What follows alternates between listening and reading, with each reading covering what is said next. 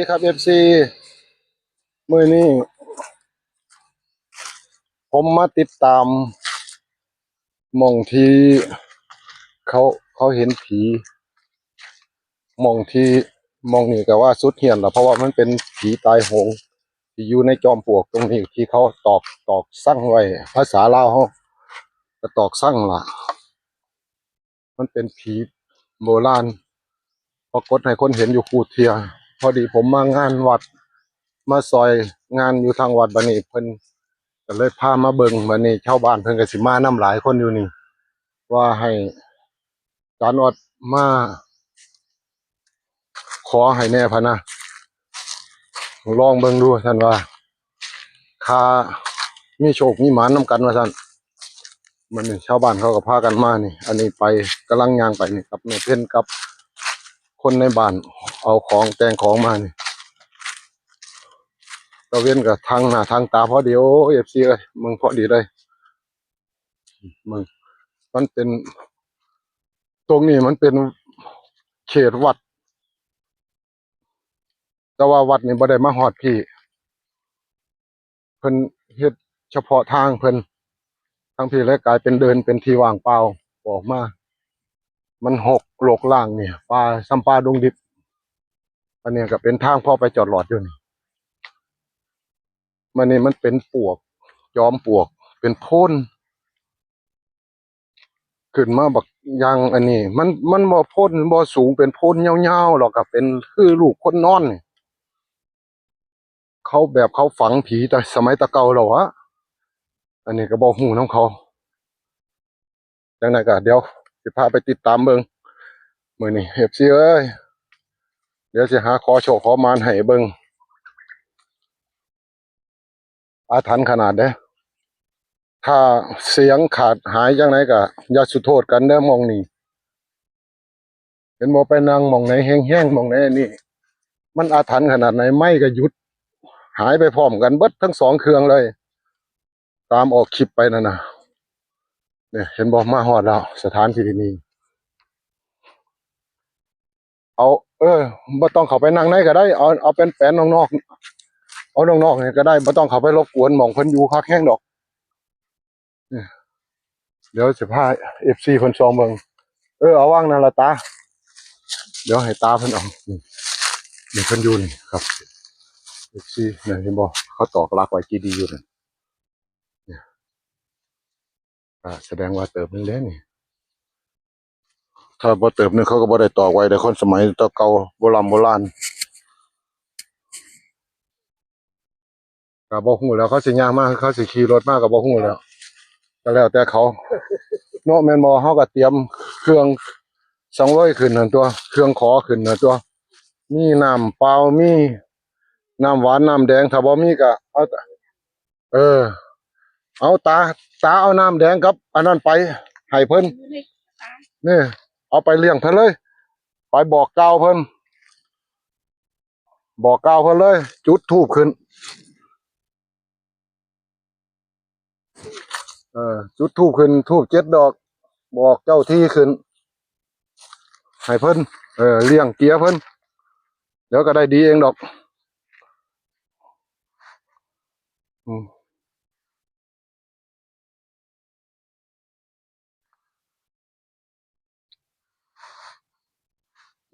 เมียนรถผ่าน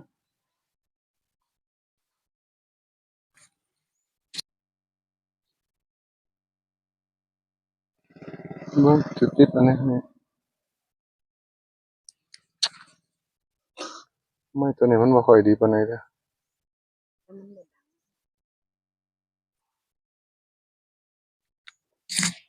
เอาเสียงอ้าวโอเคได้แล้วก็สิมันก็สิได้อยู่แล้ววะ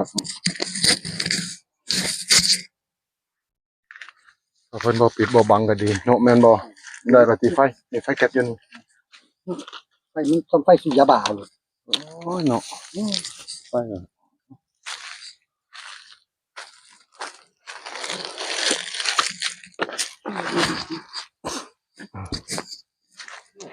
รถขึ้นบอกเพิ่นก้าวบอกก้าวเพิ่น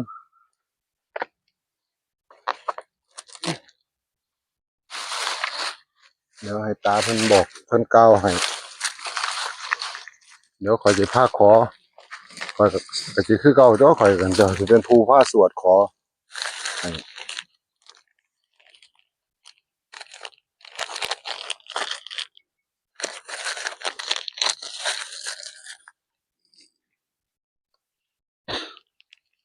ซื้อปูอีหยังก็อยู่นี่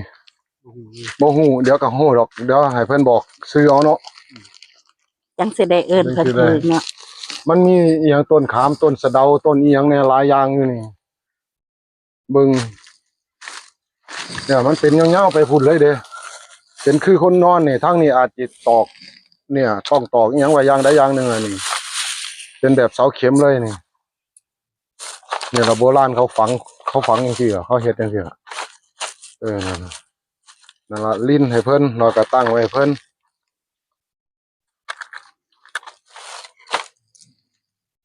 อืม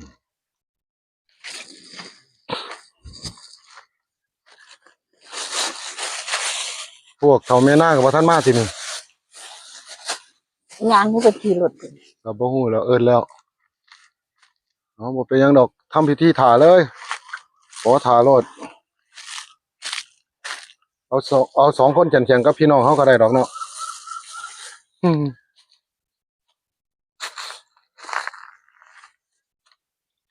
แล้วเจ้าเห็นหยังมาทางไหนก็ว่า อ๋อที่เขาไม่ฝัน ที่เขาเห็นกันน่ะ ที่ว่าเขาแท่งกันยังกันขากันอะไรขากันนะ เออ ที่ว่ามาแรงมาหาอยู่ต้นเรื่องอะไร โอ้มาหายอยู่นี่เลยที่แสดงว่าเติมหนึงแล้วเนาะ เราอยู่ทำมันออก ออก ต้นขามเด้อ ออกต้นขามก็สิตรงนี้ ต้ ต้ น น เรื่องแค่มีปินเลยว่ามีปินตัดเห็ดละของมาบ่น เออ ใช่ทำไมเรานี่ ก็สิเข้าว่างนี่เบิดตัวเนาะ ว่าแห้งนี้เป็น แห้งก็ให้มันถูกนะอย่าสิแห้งกับลูกกับหลานเนาะแม่นบ่ให้แห้งบอก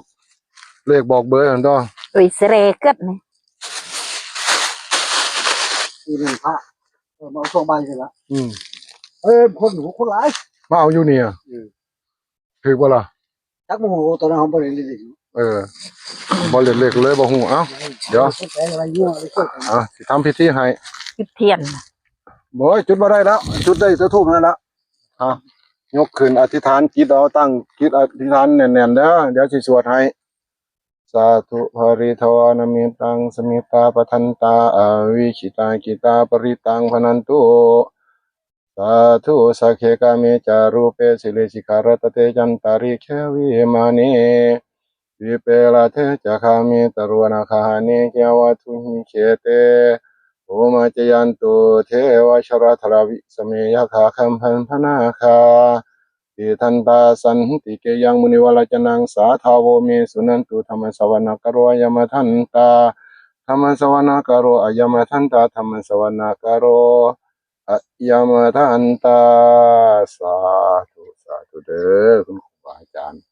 ลูกหลานย้อนยืนครูค่ายถวายขันหาขันแปดมีตาขาวว่าหนึ่ง กับปัจจัยอีก12 บาทลูกหลานมาขอโชว์ขอลาบนำเจ้าที่เจ้าทางอยู่นี่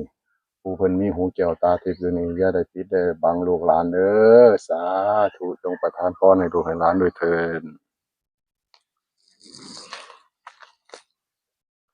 สาธุนะโมตัสสะภะคะวะโตอะระหะโตสัมมาสัมพุทธัสสะนะโมตัสสะภะคะวะโตอะระหะโตสัมมาสัมพุทธัสสะนะโมตัสสะภะคะวะ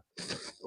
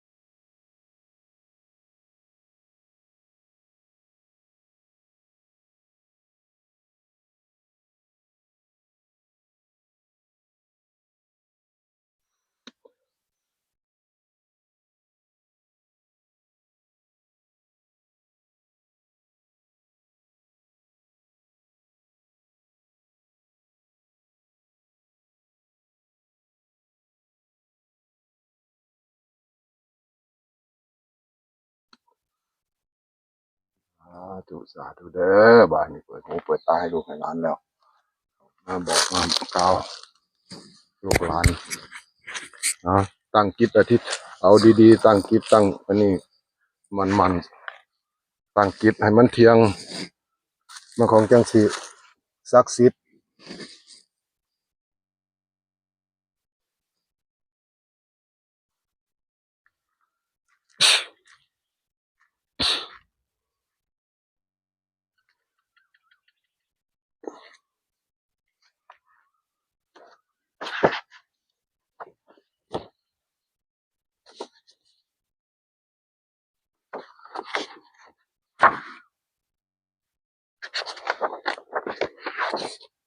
อันนี้เขาเอิ้นดอนหยังตาเขาเอิ้นดอนหยังอ๋อ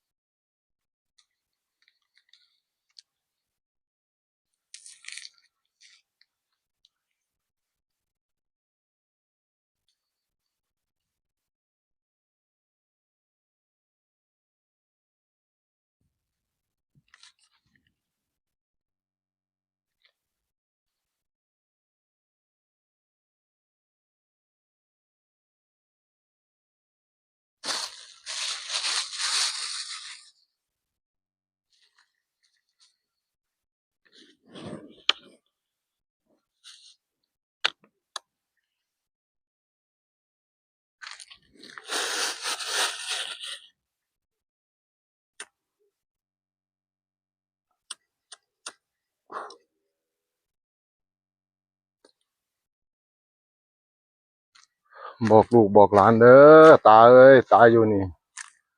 ดอนแห่งนี้ลูกหลานมาขอโชคขอลาภนำมาเพิ่งใบบุญนำนี่ขอให้สมความมุ่งมา่ปรารถนาลูกหลานเด้อตั้งแต่ปรากฏให้เขาเห็นก็ยังปรากฏให้เขาเห็นลูกหลานมาขอก็ปรากฏให้ลูกหลานได้แม่นเนาะแม่นบ่อย่าสุปิดอย่าสุบังอย่าสุไปหลอกเขา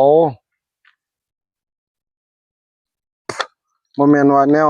มันบ่นี่เด้ไปหลอกคนอื่นน่ะไปหลอกเขานั่นน่ะเขาก็ย้านเขาก็กลัวให้มาบอกเลขบอกเบอร์เขานี่มองมองเขาสิได้อยู่ได้กินเขาสิมีอยู่มีกินเขาสิได้หามาเลี้ยงมาเกียคนเขาย้านเขากลัวก็จนไข้หัวโลกหัวหล่อนจนได้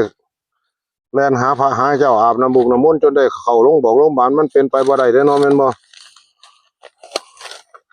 ลูกหลานมาดีมางามบ่ได้มาคมมางาบ่ได้มาบังคับมาขอคักๆเด้นี่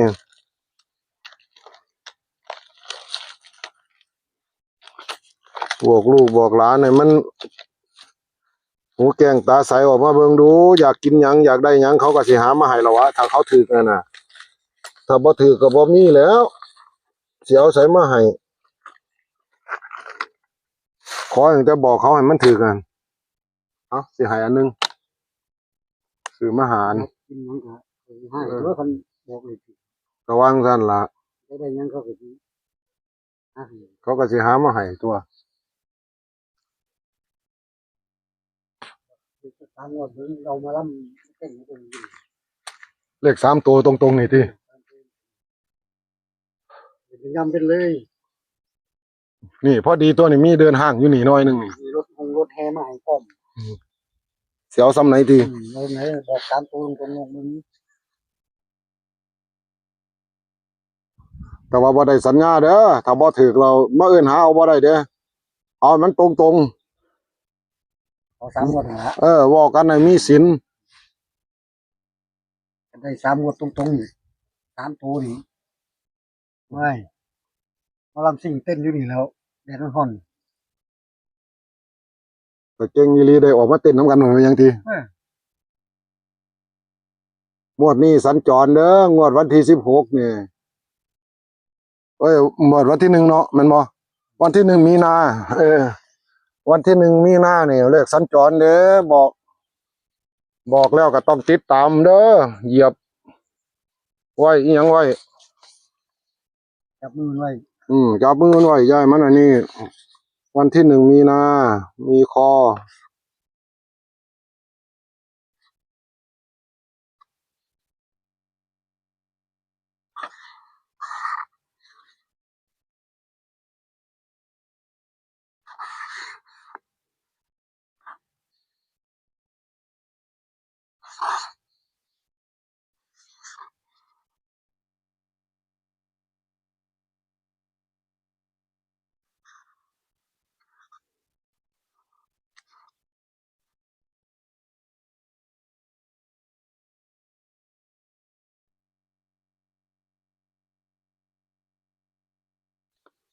1มีคอ69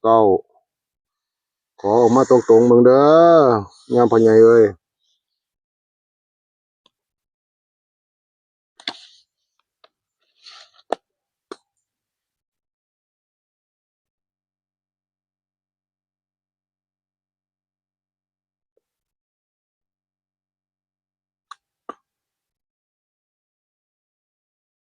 ขนาดบ่มีลมยังเย็นอยู่เด้อากาศเข้าไปเย็นเจี๊ยยเลยว่ะ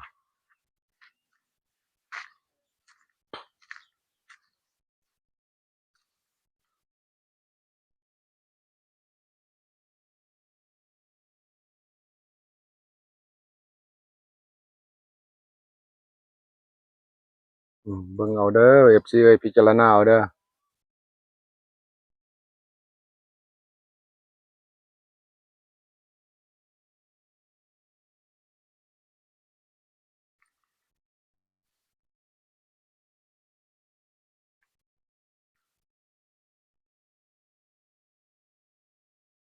มีตั้งแต่ดงต้นตะเคียนตัวทางหม้องนี้แม่นเบิดเด้อนี่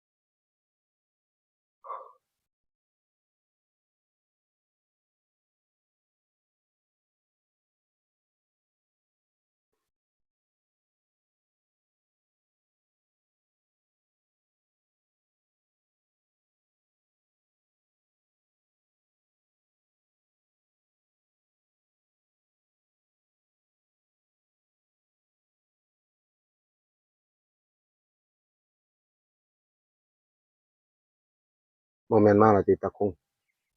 ตาเข้าไปเว้าจังได๋มาแล้วเด้อน่ะสั่นงึกงักๆเหรอ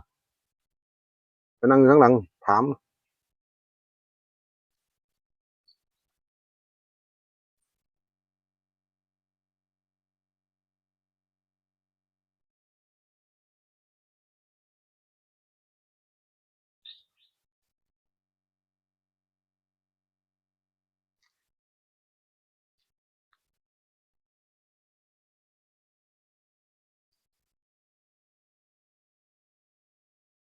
แม่นปู่อยู่นี่บ่นี่ หรือผู้ไหนน้อยเนาะบอกเด้อมาฮอดแล้วก็ดี บอกลูกบอกหลาน ลูกหลานบ่ฮู้นำนะ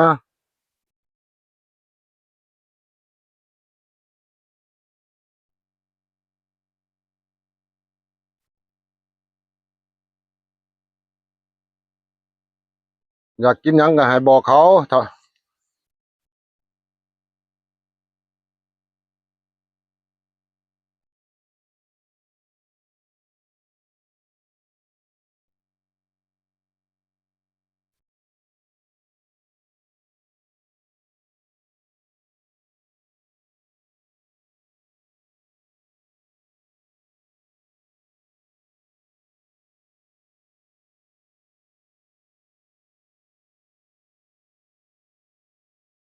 แม่นปู่อยู่นี่บ่ก็บอกมาเออผู้ใด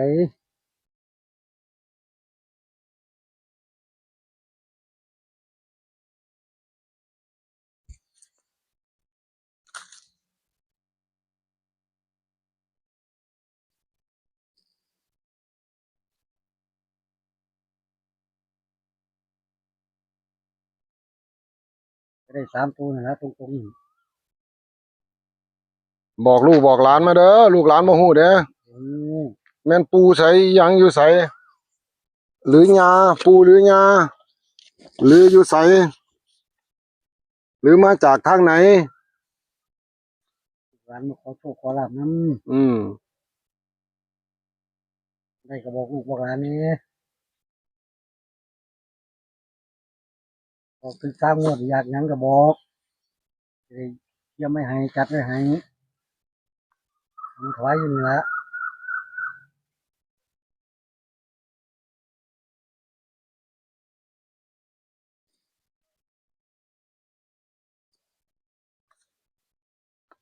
ผู้ใดก็บอกตัวไหนน้อปู่เอ้ย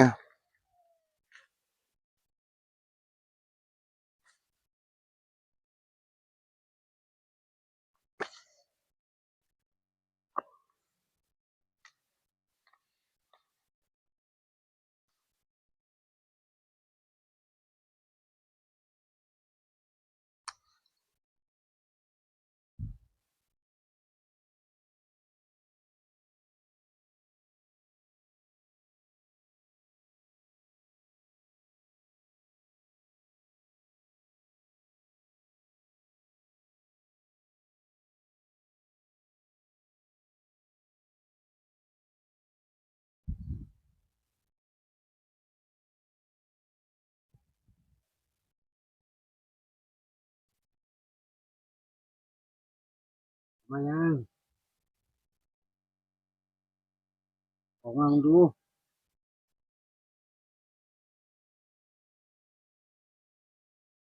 บอกชัดๆ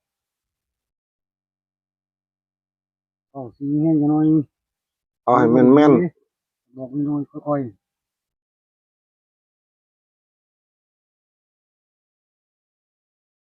ๆเอาให้แม่นๆบอกให้แม่นๆเด้อลูกหลานมาอาศัยผู้มีหูแก้วตาทิพย์เด้อบ่แม่นว่ามาอาศัยให้ตัวเด้อบ่ต้องตัวลูกหลานบอกตรงๆสัตย์มั่นใจโลดให้มันดังทะลุฟ้าโลดๆ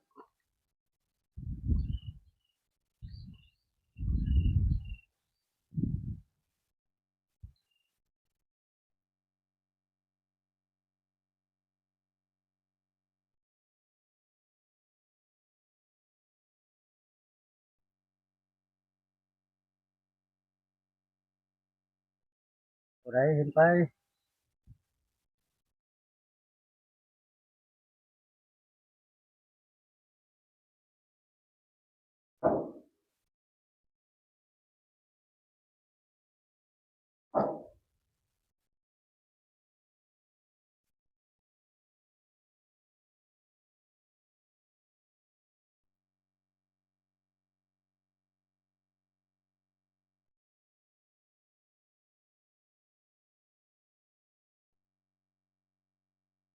แม่นปู่หรือยา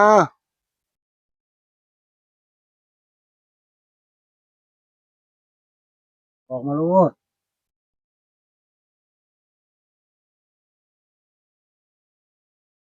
เปิดปากออกมาเบิ่งดู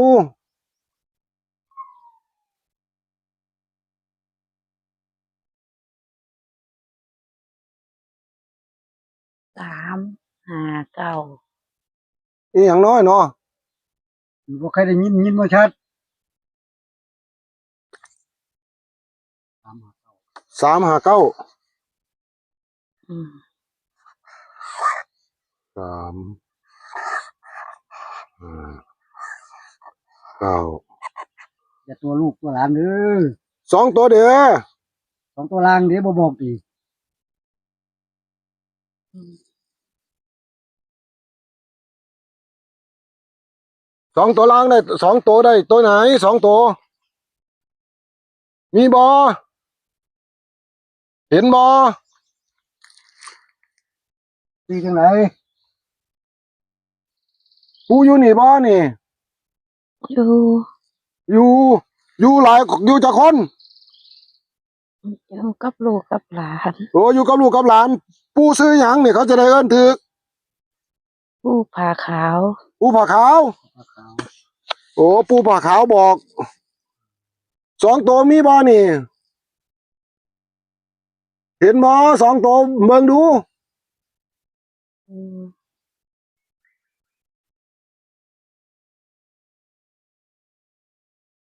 แม่นบ่359น่ะอย่าตัวลูกตัวหลานเด้อ ก็มี บ่มีมีซ้ำนี้